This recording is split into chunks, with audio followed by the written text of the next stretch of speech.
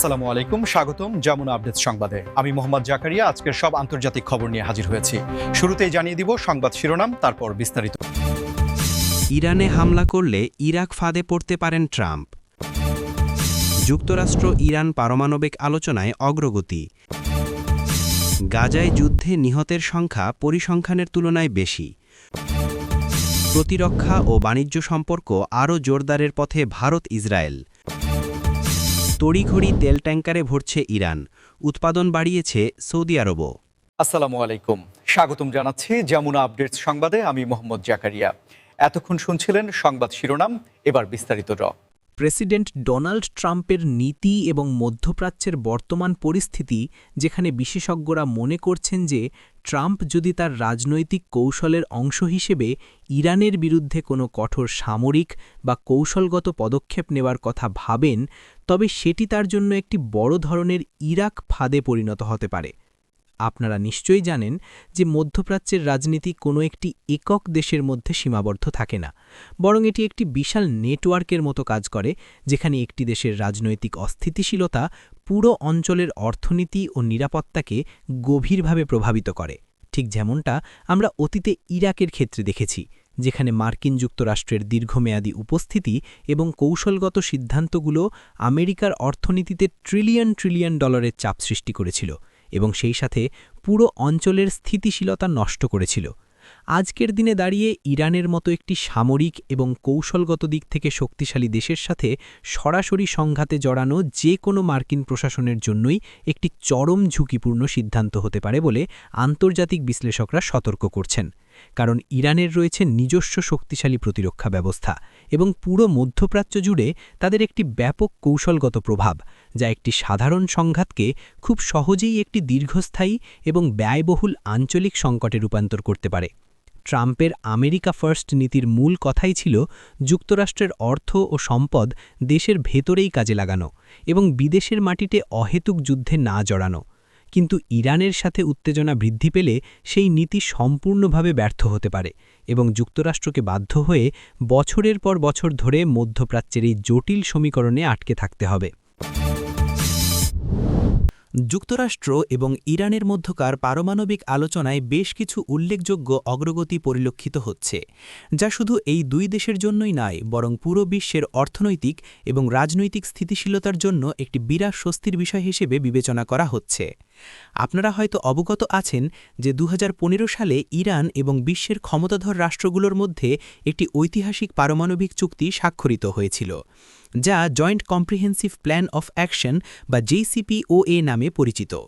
কিন্তু পরবর্তীতে 2018 সালে যুক্তরাষ্ট্র সেই চুক্তি থেকে একতরফাভাবে বেরিয়ে গেলে দুই দেশের মধ্যে সম্পর্কের চরম অবনতি ঘটে এবং ইরানের ওপর পুনরায় কঠোর অর্থনৈতিক বিধিনিষেধ বা স্যাংশন আরোপ করা হয়, যার ফলে আন্তর্জাতিক জ্বালানি বাজার থেকে ইরানের তেল রপ্তানি অনেকাংশে বাধাগ্রস্ত হয় এবং বৈশ্বিক অর্থনীতিতে এর একটি নেতিবাচক প্রভাব পড়ে।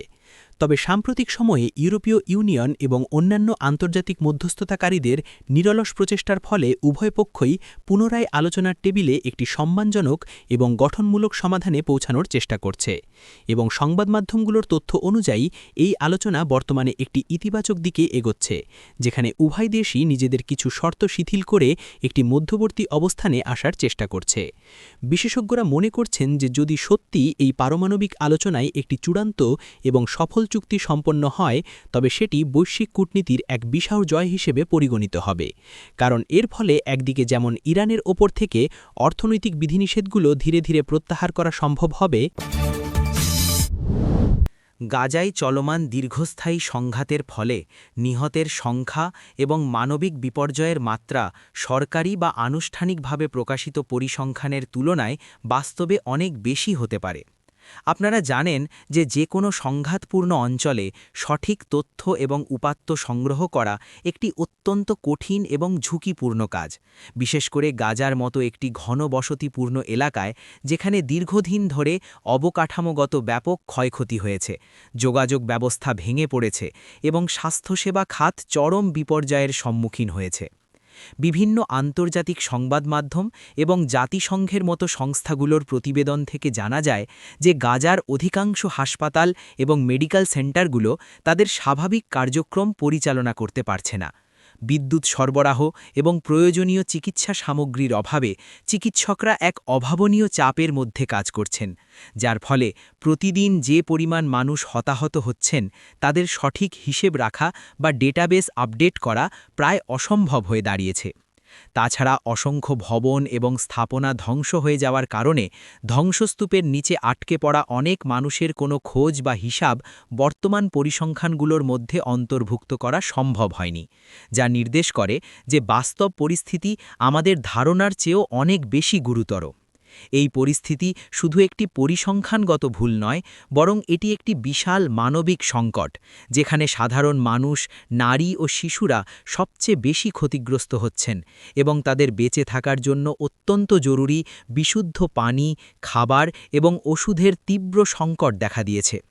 আন্তর্জাতিক সম্প্রদায় এবং বিভিন্ন দাতব্য সংস্থাগুলো বারবার আহ্বান জানাচ্ছে যাতে এই অঞ্চলে দ্রুত এবং বাধাহীনভাবে মানবিক সহায়তা প্রবেশ করতে দেওয়া হয় এবং সংঘাতের একটি স্থায়ী ও শান্তিপূর্ণ সমাধানের পথ খোঁজা হয়, কারণ যুদ্ধের কারণে শুধু বর্তমান প্রজন্মই নয়।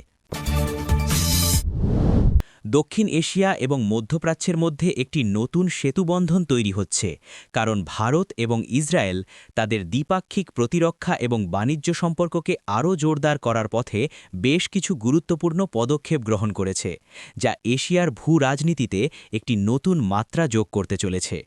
আপনারা যদি একটু পেছনের দিকে তাকান তবে দেখবেন যে ভারত এবং ইসরায়েলের মধ্যে কূটনৈতিক সম্পর্ক শুরু থেকেই বেশ ইতিবাচক ছিল এবং প্রথমে এটি মূলত কৃষি প্রযুক্তি এবং পানি ব্যবস্থাপনার মধ্যে সীমাবদ্ধ থাকলেও সময়ের সাথে সাথে এটি একটি অত্যন্ত শক্তিশালী কৌশলগত এবং প্রতিরক্ষা অংশীদারিত্বে রূপান্তরিত হয়েছে।